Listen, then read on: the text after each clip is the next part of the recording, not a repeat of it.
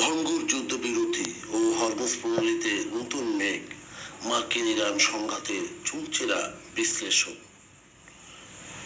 চলতি মাসের শুরুর দিকে ওয়াশিংটন ও তেহরানের মধ্যে স্বাক্ষরিত যুদ্ধবিরতি চুক্তিটি এক চরম অগ্নি পরীক্ষার মুখোমুখি দাঁড়িয়েছে। হরমুজ প্রণালীতে টানা 3 দিনের সামরিক পদক্ষেপ এবং পাল্টাপাল্টে ড্রোন হামলা কেবল এই দ্বিপাক্ষিক চুক্তিকে খাদের কিনারেই ঠেলে দেয়নি, বরং বিশ্বব্যাপী জ্বালানি সরবরাহের প্রধান সামুদ্রিক রুটটিকে আরও তীব্র ঝুঁকির মধ্যে ফেলেছে। মার্কিন সেন্ট্রাল কমান্ডের তথ্য অনুযায়ী বৃহস্পতিবার ইরানের পক্ষ থেকে বাণিজ্যিক জাহাজ এমভি এভার লাভলিতে ড্রোন হামলা চালানো হয়।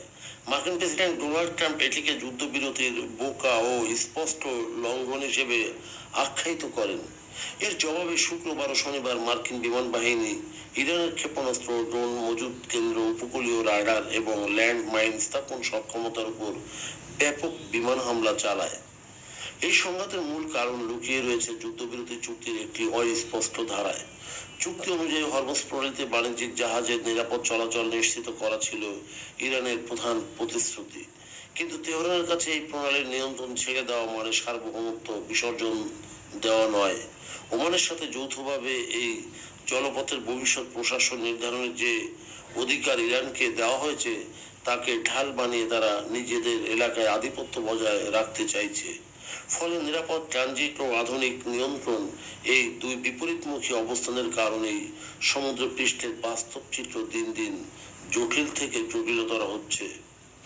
একদিকে যখন মার্কিন ইরান পরোক্ষ যুদ্ধবিরতি ভাঙার মুখে, ঠিক তখনই লেবানন সীমান্তে ইসরায়েলের সামরিক তৎপরতা পুরো পরিস্থিতিকে আরো ঘোলাটে করে তুলেছে। মার্কিন মধ্যস্থতা ইসরায়েল লেবানন একটি ফ্রেমওয়ার্ক চুক্তিতে পৌঁছালেও শনিবার দক্ষিণ লেবাননে নাবাতি ও আল ফাউকা এলাকায় ইসরায়েলি ড্রোন হামলায় একজন নিহত হয়েছেন। ইসরায়েল প্রধানমন্ত্রী বেনিয়ামিন নেতানিয়াহু এই চুক্তিকে ইরানি অক্ষকে গুলিয়ে দেওয়ার এক ঐতিহাসিক বিজয় হিসেবে দেখছেন। তবে ইসরায়েলের অভ্যন্তরে উগ্র ডানপন্থী জোট শরিকরা এবং লেবাননের হিজবুল্লাহর রাজনৈতিক মিত্র আমাল আন্দোলন উভয় পক্ষ এই চুক্তিকে অসামঞ্জস্যপূর্ণ ও সার্বভৌমত্বের জন্য ঝুঁকিপূর্ণ বলে প্রত্যাখ্যান করেছে। লেবাননের প্রেসিডেন্ট জোসেফ আউন মার্কিন প্রেসিডেন্ট ট্রাম্পের সাথে ফোন আলাপে যুদ্ধবিরতি কার্যকরের আহ্বান জানালেও মাঠ পর্যায়ে সহিংসতা প্রমাণ করে যে মধ্যপ্রাচ্যে স্থায়ী শান্তি প্রতিষ্ঠা কতটা দুরূহ।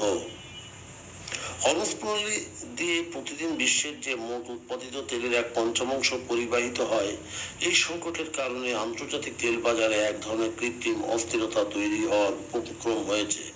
যদিও মার্কিন সামরিক বাহিনী দাবি করেছে যে বাণিজ্যিক জাহাজ চলাচল এখনো স্বাভাবিক রয়েছে, তবে যেভাবে ইরানের রেভলিউশনারি গার্ডস হুঁশিয়ারি দিচ্ছে এবং পাল্টাপাল্টি হামলা চালাচ্ছে, তাতে সামুদ্রিক বিমা খরচ ও বৈশ্বিক শিপিং খরচ আকাশচুম্বী হতে পারে।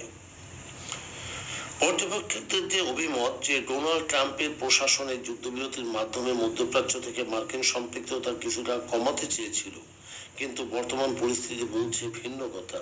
তেহরান যদি হরমুজ প্রণালী বা তার নিজস্ব ট্রাম্প কার্ড হিসেবে ব্যবহার করা বন্ধ না করে, তবে ইসরায়েল যদি লেবানন সীমান্তে হামলা অব্যাহত রাখে, তবে এই তথাকথিত শান্তি চুক্তি কেবল কাগজের দলিল হিসেবেই থেকে যাবে। বিশ্ব অর্থনীতি এবং আঞ্চলিক স্থিতিশীলতা রক্ষা করতে হলে ওয়াশিংটন ও তেহরান উভয় পক্ষকেই চরম সংযম দেখাতে হবে।